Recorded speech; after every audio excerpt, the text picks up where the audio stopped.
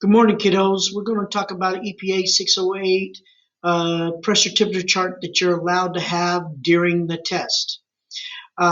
There's some vital information on the EPA 608 pressure temperature chart that you're allowed to have during the test. There's quite a bit of good information that will help you answer some of the questions that you may see on the test. Let's start with the very top of the pressure temperature chart. Up here, you see low pressure refrigerant, medium pressure refrigerant, and it even color codes it to show you which ones are medium pressure refrigerants and which ones are low pressure refrigerants.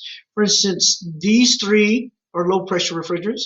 These, one, two, three, four, five, six, seven refrigerants here are medium pressure refrigerants.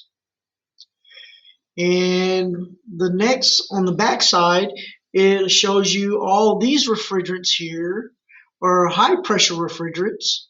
And this one shows you the one that I've been telling you is a very high refrigerant, right? It also tells you it's carbon dioxide, and it's 744 and has really no flammability, and it's got a really low global warming potential. If you'll notice, this chart also gives you for each refrigerant the global warming potential. It also gives you the toxicity and the flammability rating for each one of these types of refrigerants, right? It also kind of gives you an idea of which refrigerants have blend refrigerants, which can have temperature glide or fractionation potential, all right? So again, up here at the top, it tells you if it's a low pressure refrigerant or a medium pressure refrigerant. It tells you its toxicity and flammability rating, and make sure you pay attention to the ones that says A2L. This could answer some questions for you on the test. The A2L over here on this one here. So you may want to notice some patterns about the slightly flammable refrigerants. Notice what type of refrigerant, HFO. All three of them are HFOs. All right. This also tells you which refrigerants are CFCs or HCFC or HFO. All right. Matter of fact, this one right here, the hydrocarbon is R600A. This one is the one that's used in new appliances like new refrigerators and all. They're using this type of refrigerant. This is the O type. But if you'll notice, HFC, the last letter means carbon, which is a high global warming potential. All right. HCFC has, low global warming potential. CFC, ooh, man, it shows to have a really high global warming potential, doesn't it? So it has a lot of possibility of answering questions on the test that you may see. I mean, it gives you a lot of information at the top. Again, there's maybe some questions over. They'll give you a refrigerant, but it won't tell you if it's a high pressure or medium pressure or a very high pressure refrigerant. So you can use this chart to determine which refrigerant it is.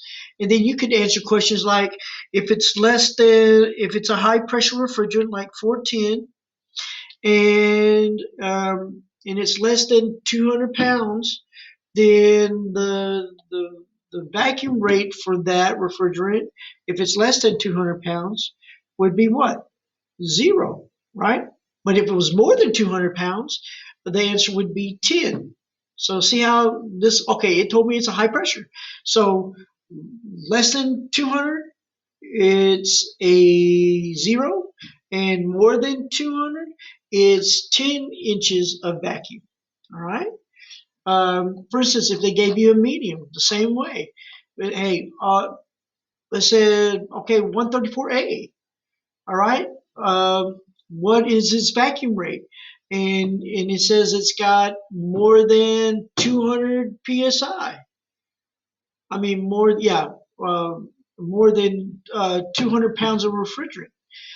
Okay, so it's medium. It's more than 200. So that would be 15 inches of vacuum. So it can help you answer those questions. Also, there could be questions over which refrigerants give you a refrigerant and ask you which one of those refrigerants is slightly flammable. Well, you see, there's 3 right here, and they're HFOs. They may give you a list of refrigerants and ask you which one's a HFO. I mean, there's a lot of ways you can use this pressure temperature chart to answer test questions. One of the main things you need the main reason for the pressure temperature chart is answer questions that relate to the pressure temperature chart. For instance, they may give you a refrigerant like, let's say, R22. It may say that R22 at 80 degrees, what is the pressure? Which would be 144 or around 144. The answer should be very close to 144, or actually 144. Or they may say R22 at 156 psi, what's the temperature? And the answer would be 85 degrees. But they could do that with any one of these refrigerants over here, okay? So notice on the pressure temperature chart, it also gives you the temperatures on both sides of it to help you have it close enough to the whichever refrigerant you're looking at. For instance, they're all the same on both sides. It's just that it just makes it convenient for you to be able to read it.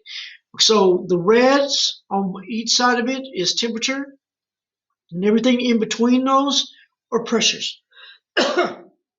So hopefully this was some help for you.